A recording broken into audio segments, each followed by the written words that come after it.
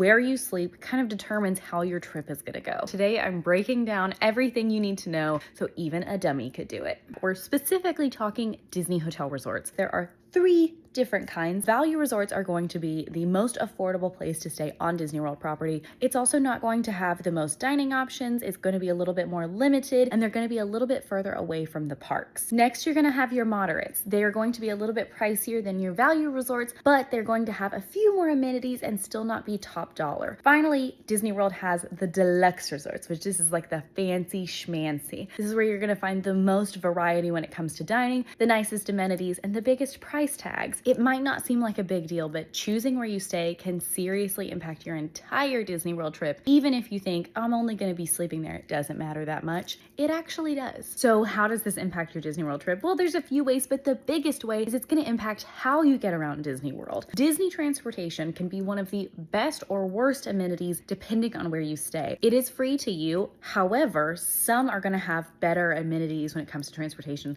than others. For example, Disney's All-Star resorts are the most affordable value resorts 9 times out of 10, and they only have bus transportation. So that means if you're trying to get across Disney World, you have to wait for the bus. It's not the end of the world, but it can really put a damper on your day if you have a long drive or it's like massive lines of people waiting for that one bus to all go the same place. Now, some of the other resorts have access to boats or even Disney's Skyliner. That's going to give you more options to get where you're trying to go. Now, finally, the deluxe resorts like Disney's Grand Floridian, Disney's Polynesian Village Resort, and Disney's Contemporary are going to have access to the monorail. Those monorail resorts are going to be the piece de resistance when it comes to having the most convenient way to get to a Disney park. Staying on property also gives you other Disney hotel perks. One of the best and the biggest is the early entry. So if you're staying on Disney World properties, you get to go into the parks 30 minutes before they actually open. Another major perk that you can do is you actually can book your entire trip's meals up to 60 days in advance. So if you're staying on property, you can book them that 60 days in advance for your entire trip, which means you're going to have better access to popular dining reservations, and there's also a lot less stress. If you're not staying on Disney World property, you can book 60 days in advance, but it has to be per day. You also get access to different perks, like in summer 2026, if you're staying at a Disney World resort, you actually get a free ticket to the water parks on the day that you check in. So if you're looking to kind of kill some time that first day,